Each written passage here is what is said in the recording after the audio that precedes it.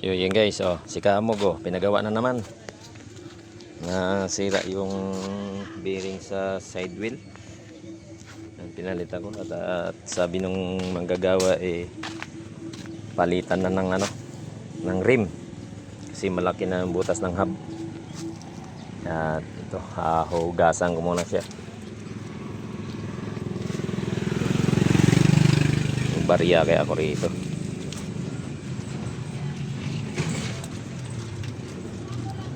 Yun, meron. Bubugaan natin siya, medyo maputik na.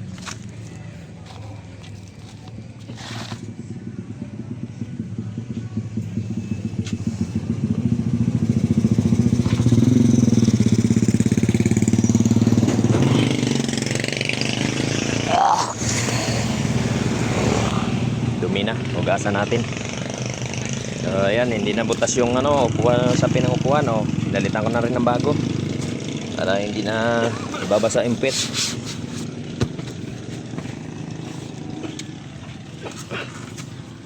Ayun.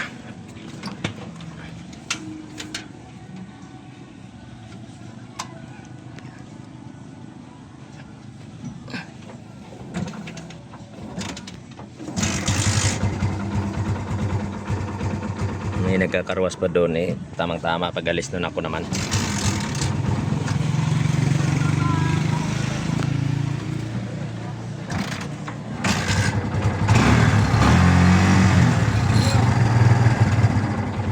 Kaya ba so yun, shout out dun sa gumawa nito. Ayan, kumpare ko.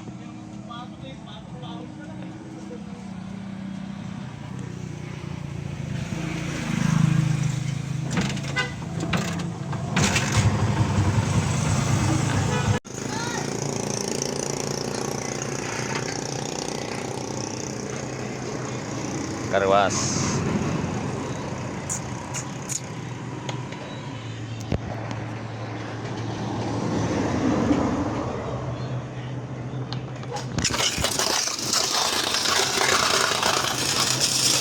Dami ng putik hindi na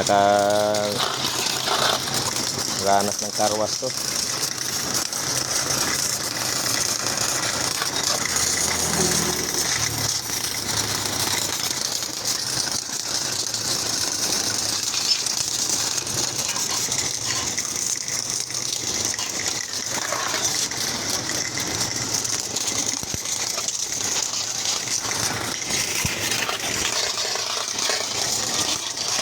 Bakit? Ha? Oy! Ano ang gagawin? Ano natin? Anong? Ha? Guys, tapos na magkarwas. Nakaparking na si Kamog. Malinis na siya. Ayan At sarado yung tindahan namin ngayon.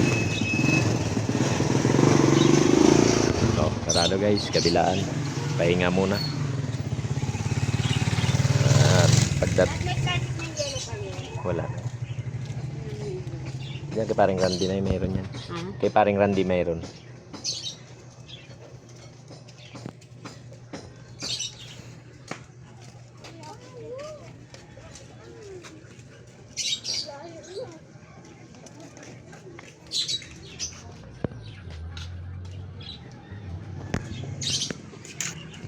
So, malinis na siya ngayon, makintab na.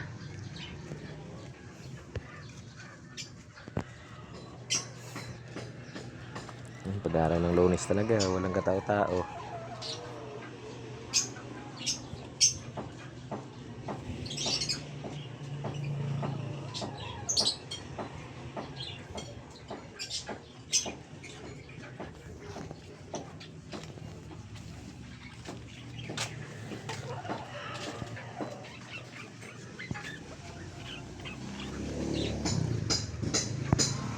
Kaya nga pala, pinalinis ko yung parkingan ng motor ko. Saka nagbayad ako sa linis.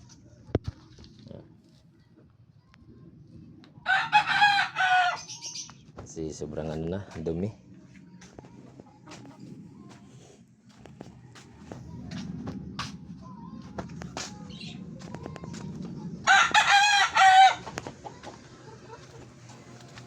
Init, sabi.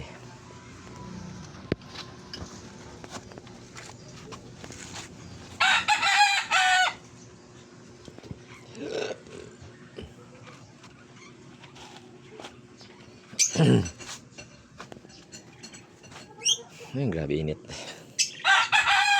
So yun guys, hanggang dito na lang. God bless. At yun, malinis na yung ating service.